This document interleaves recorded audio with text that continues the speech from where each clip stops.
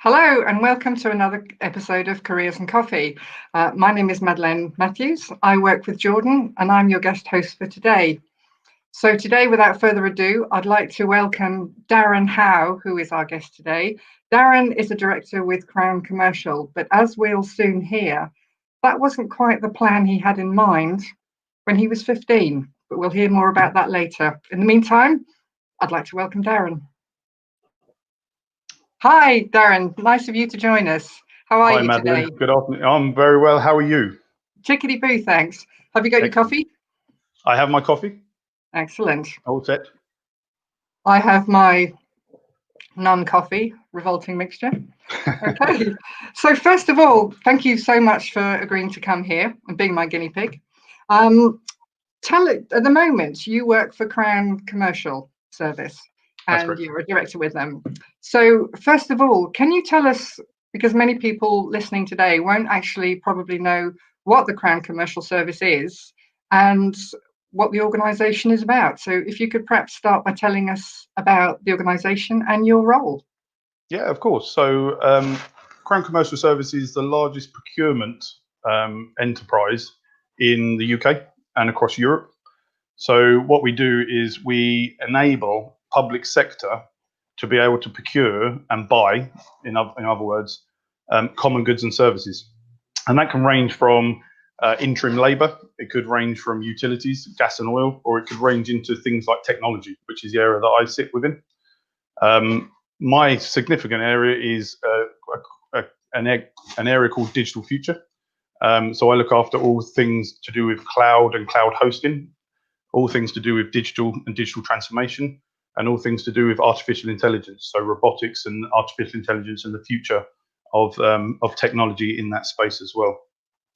And roughly, my team, I am accountable, and the team are accountable for £3 billion of government spend that go through our agreements. So it's quite a high number.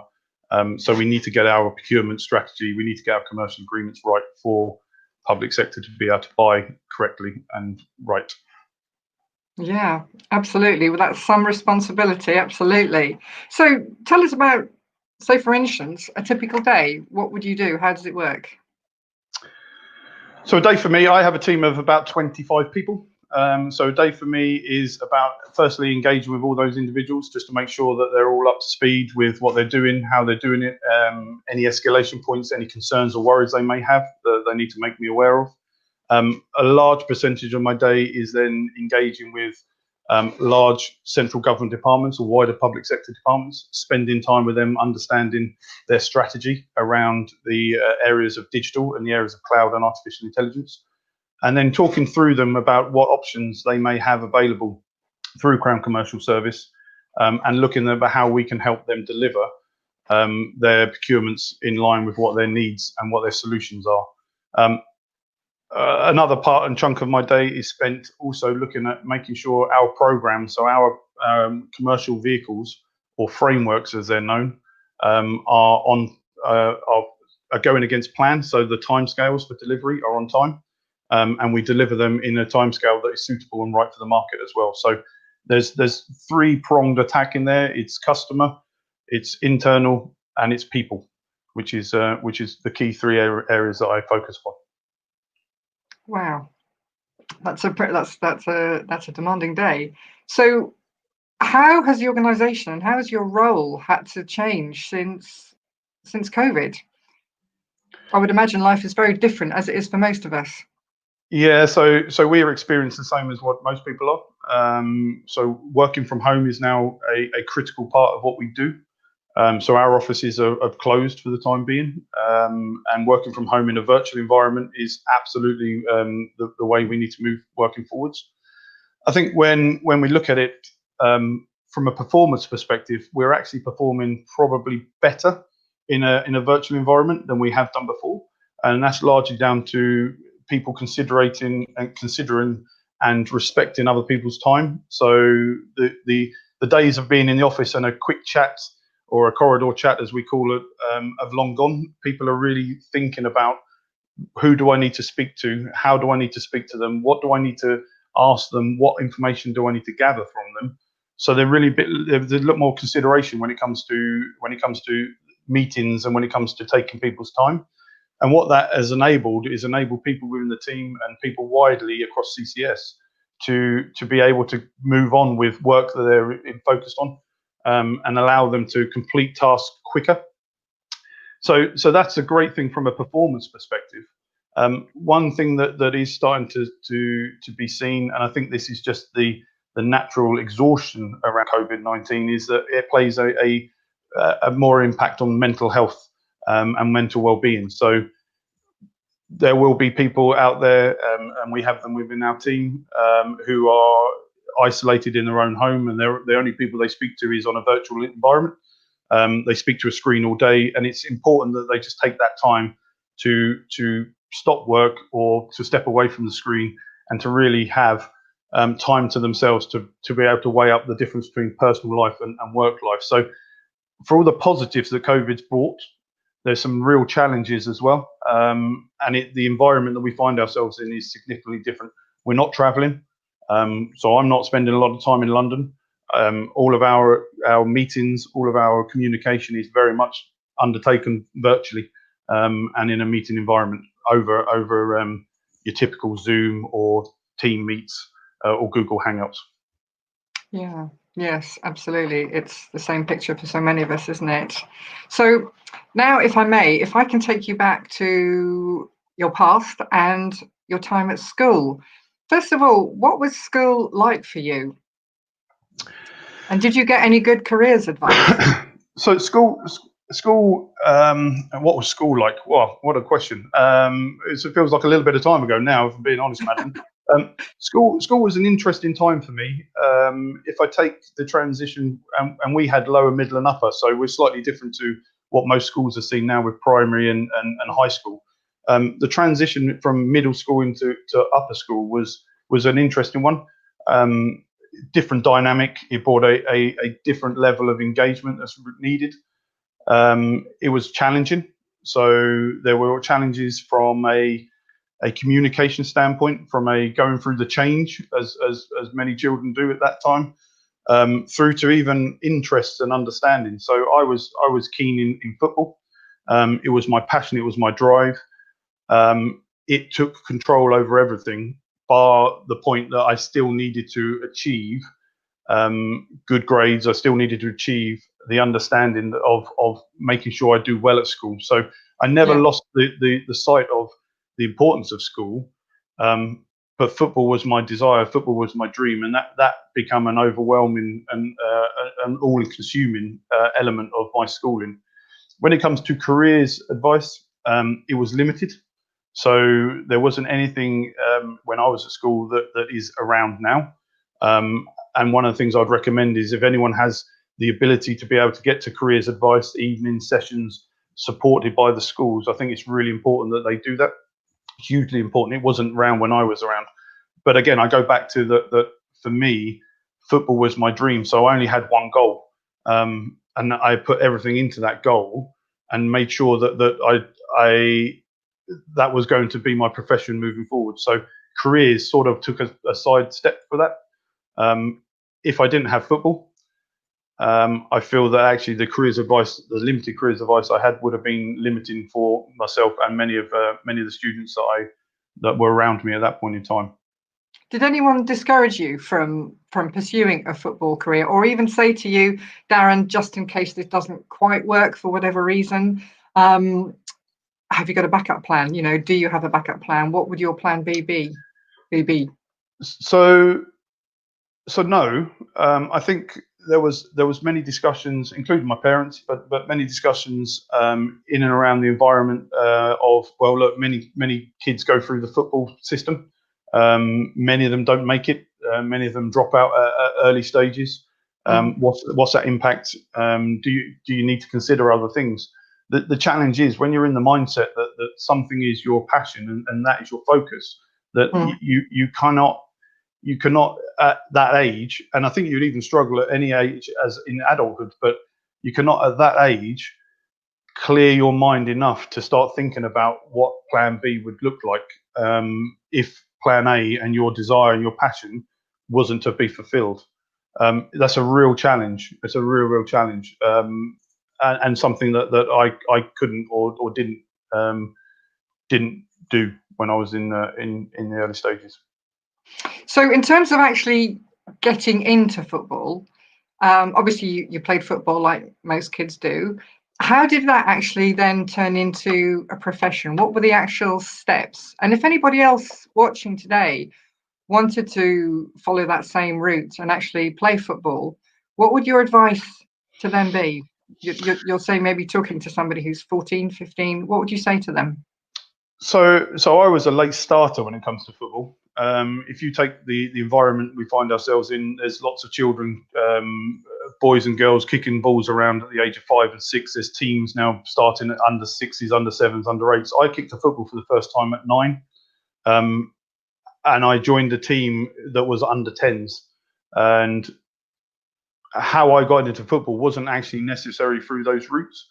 I spent time with that local village team. I spent a lot of time with my dad and my family, trying to hone some skills and trying to learn about how to kick the ball properly, how to head the ball properly, all the stuff that you would do in PE, all the stuff you would expect to be done in the natural environment. How I got into football is I actually during the summer holidays went on a training course. And there was a training course that was held for, I think it was about a 4-week period. And I happened to turn up and train in this training course. There was 30, 40, 50 kids all doing the same thing. But my height and my size actually stood out more than the kids around, to the point where you were tall for your age. Yeah, the tall, and I was growing, so I was getting to a bit of a bigger size. And the two gents who were running the coaching course said, "Look, do you want to go over and train with these kids over here who are the School of Excellence for Luton Town? I think it would be really useful for you because actually your size, your presence, your desire, your hunger is all there, and that could be something that they could utilise." So I went over there and I finished off training. Probably the last 2 weeks of the program, I finished off training in the Centre of Excellence. And then they managed they wanted to keep me. So it's probably a little bit like Norwich and Ipswich have got with their PDCs and their local their development centres. It was very much like that. And we'd go and return every week, once a week. But it was all about dedication. It was all about hard work, understanding and learning. And I spent a lot of time over there to the point where I got asked then to play my first football match. And it was against Queen's Park Rangers. How old are you? I was 11 at the time, and I rocked up at I can remember it today, Electrolux Training Centre in Luton, and I rocked up there with no preconceptions, a little bit nervous as you would expect. Got trains into the Luton Town Strip, and off we went to play Queen's Park Rangers, and the lads who came out for Queen's Park Rangers were massive, and there was no stretch of imagination. I was quite tall, they were massive, and it demonstrated the gulf between the two age ranges because my father went round and he spoke to the manager of Luton Town, and just said, just out of interest, what age range are these kids? And he said, this is an under 13s game. And he said, you do know my son's only 11? And he was like, no, I didn't realise that. But actually, he's holding his own out there. So that's really good. So what I started to learn is that actually playing against older, bigger kids was good for me. It was allowing me to build my strength. It was allowing me to build my passion. Allowing me to really try and demonstrate that I had this gift that people could see I had, and I could really take forwards with that. And then it stemmed from there. So I spent then probably the next 4 years playing in the Centre of Excellence. We travelled most of the country, but we stayed mostly in the southeast. So we played all the London teams, as you expect, Arsenal, Tottenham, a whole myriad of teams. And at the age of 16, I signed schoolboy forms for Luton Town, which meant that no club could approach me. I spent 2 years then in the club training. So I left school at 16. I did my GCSEs, left school. It was my passion. It was my drive. I thought I'd made it.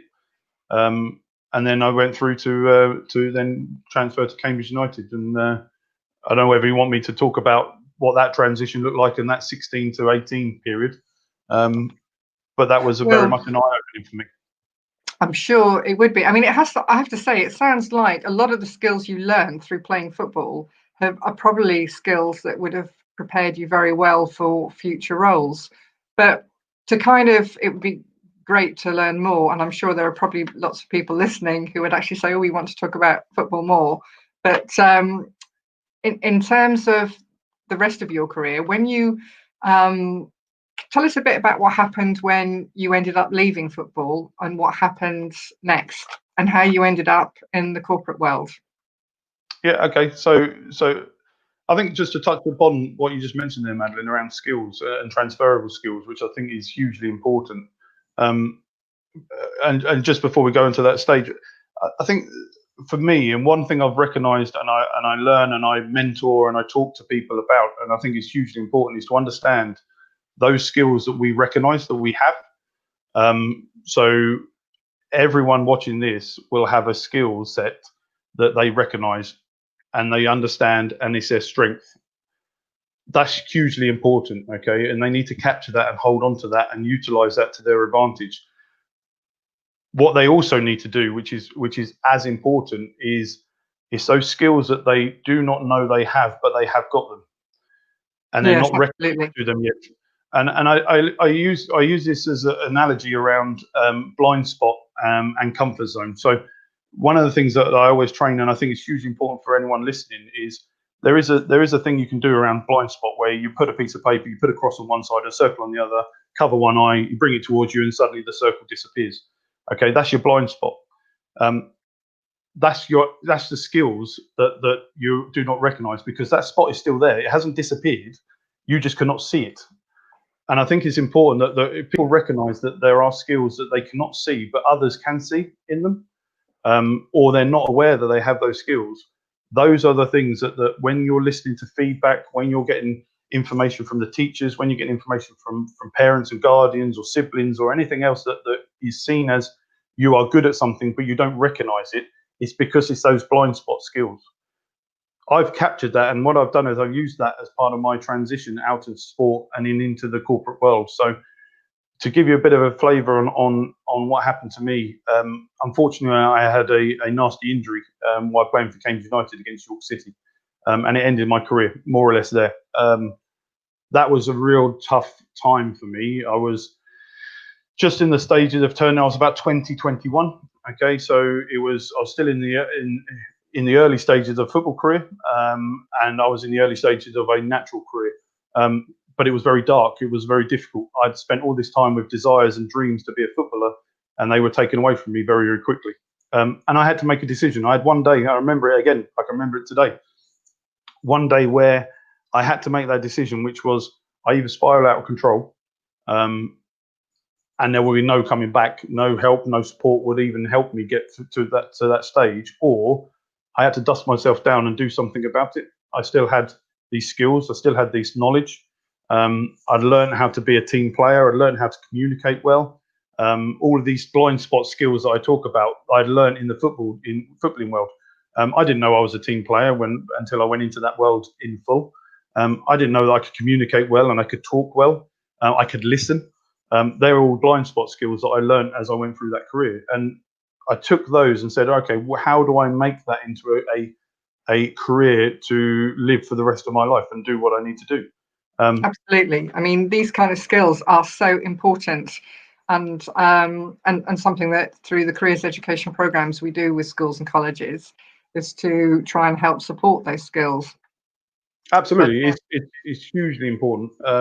Recognizing the skills you have, but also taking advice, support, and guidance, feedback, and then taking that, because that's outside your comfort zone, and utilizing that to your advantage, to how then you could take that into a career itself.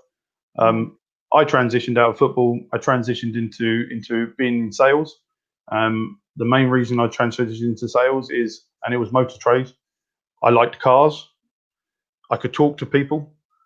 I got on well with people, and I could listen, which were traits that I saw as being good traits of mine. And it happened to be, when I went to the interview, the gentleman who employed me wanted people who had no sales experience in the background, and just had those traits, and then he could be able to mold them into the right way of going through the sales process. And that's how I started my career. I went into the motor trade. I spent a lot of time in the motor trade, enjoying time in there, again, utilizing all the skills. And then the career just moved on from there, spending time. I think one of the key things if I could advise anyone who's watching or listening, is the importance to look at your fellow peers, so your fellow colleagues, your fellow school pupils or work colleagues or whomever it may be.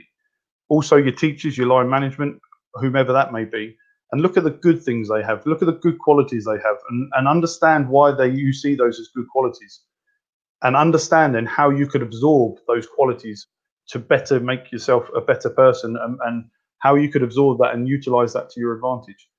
I've done that through my career, and that's helped me progress.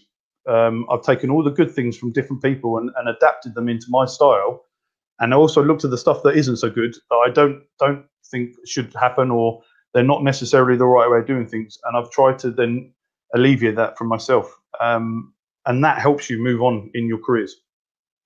Absolutely, that's great. I mean, when you were at school, because obviously you had your ambition to be a footballer, and you chose to leave after you'd done your GCSEs. What advice would you give to other youngsters who were starting off their working life or post-16 options with perhaps a lack of qualifications? What would you say to them?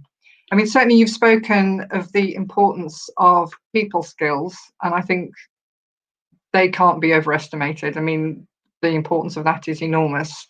But what advice would you give to youngsters who were perhaps, maybe they'd had a goal of something and that hasn't happened, and they're now moving forward? So I think the first thing I would say is don't panic and don't worry. Okay, it is human nature to do those both things, and it's human nature to worry in such a way that it can get you into a mental health mindset that is a challenge and a struggle. There are many options to all of you. There are many options to all of us when it comes to careers. One of the key things is it's about the skills you have. It's about the communication. It's about how you are able to demonstrate and talk in a way that builds confidence in the people that are looking at you, and builds confidence in yourself. That is the key thing. So qualifications are important. I'm not going to ever say they're not important.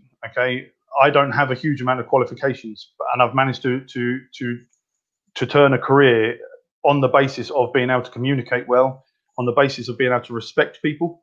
So respect the people around you, listen to the people around you. Don't hear what they say and then disband what they say, forget what they say, or just not listen. They're saying it for a reason. Take what they're saying and try and utilize that into your best opportunity to take forwards. And I think that's key. There's options. There's apprenticeship options. There's options in all work placements for people who have the right attributes, and that isn't necessarily always qualifications. It isn't necessarily all about computer skills or those sort of skills. Sometimes it is about the softer skills. Sometimes it is about the empathetic side. Sometimes it is about really understanding and being able to listen and being able to talk and communicate in just in a confident manner. And if you can keep that, then you'll be absolutely fine. And clearly they're the kind of skills that you would look for if you were going to be employing a young person. 100%. So if anyone was approaching me for a role as starting off their careers as a young apprentice or a young person wanting to get employment, for me, I understand there's no experience, as in work experience, necessarily job experience. What I would look for in those individuals is, can they think and have a little bit of innovation? Can they think for themselves? Can they communicate well? How are they able to listen and take on board what's being asked and what's being said? And then can they action off the back of that? And those sort of things are just the standard basic skills that I would employ people off the back of. That's brilliant.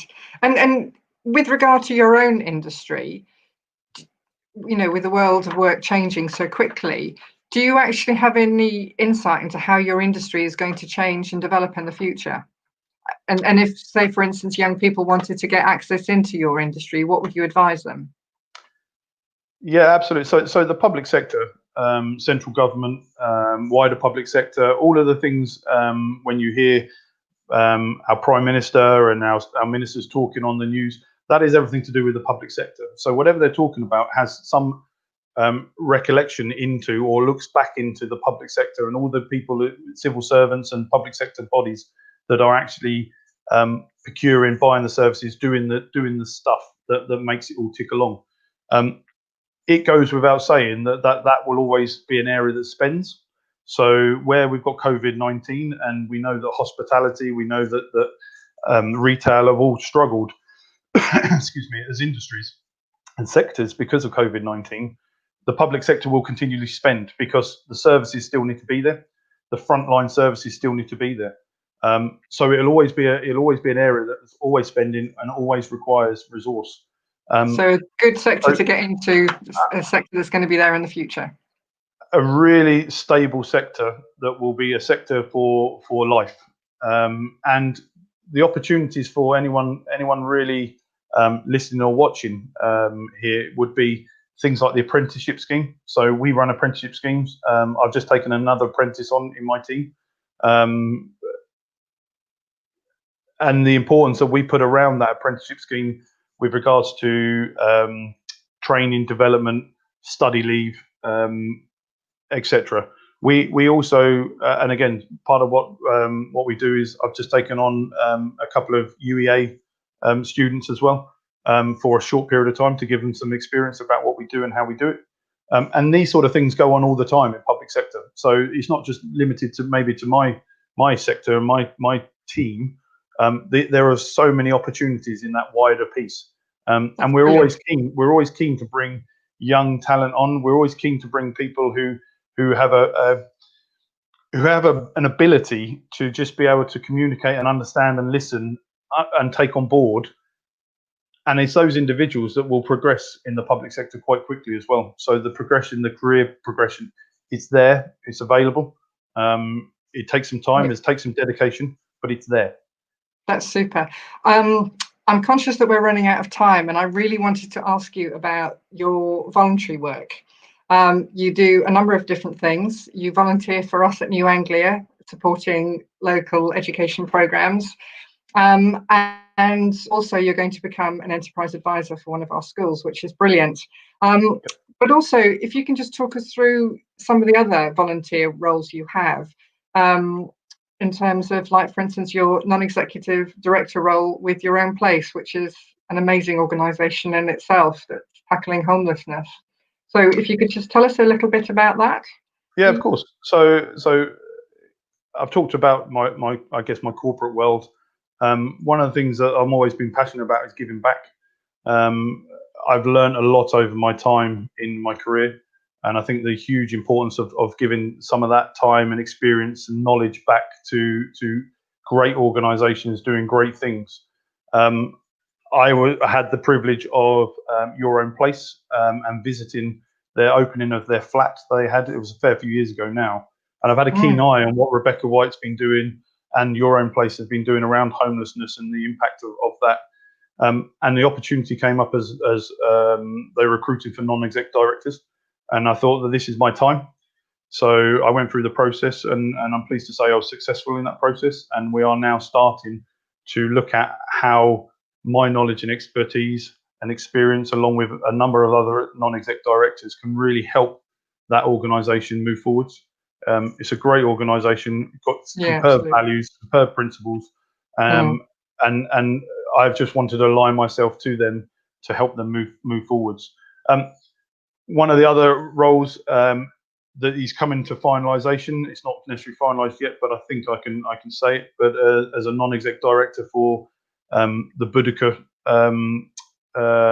Academy Trust, so working with Don Evans, who is the CEO there, and a number of other non-exec directors, about how we can work around the academies that sit within that school, that trust, and how I can support with my knowledge and expertise about taking that area and that remit forwards as well. So along with Enterprise Advisor and those two, and my what I class as my day job, it's pretty manic, but it's good. It's all the right things. It's all the right things, and it's all about giving back.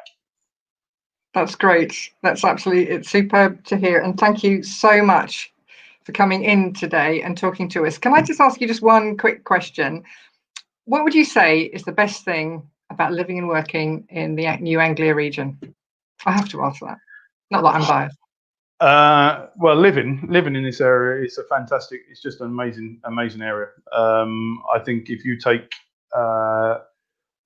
and I always worked on a basis, and I'm going to go on a little bit longer here, Madeleine, so I apologise.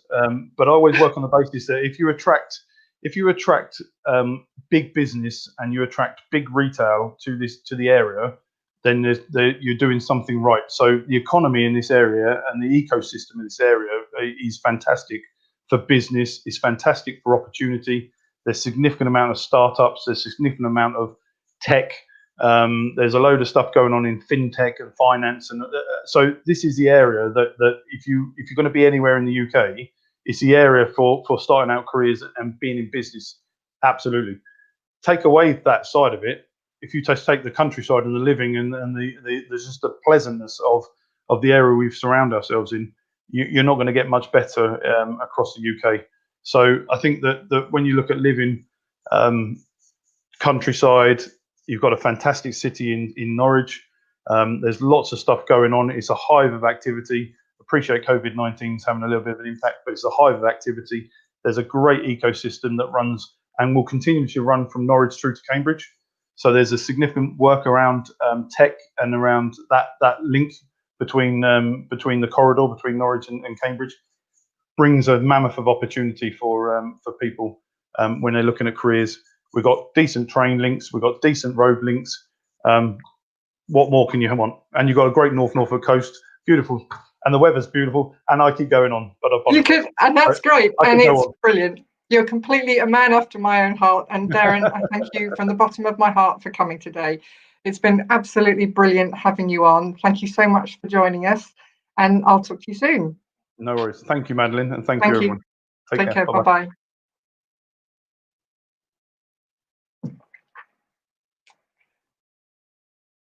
So that was Darren Howe, and what an interesting journey he's had looking at his career, starting life as a footballer and working his way up the corporate ladder. So lots there for inspiring our young people, and a great plug for Norfolk and Suffolk.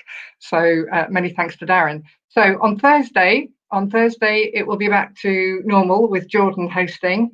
While I'm on, I'd like to say thank you so much to Ashley for doing all the technical wizardry today, because without the technical behind the scenes stuff that Ashley today and Josie does for the rest of the time for Jordan, this show simply wouldn't happen.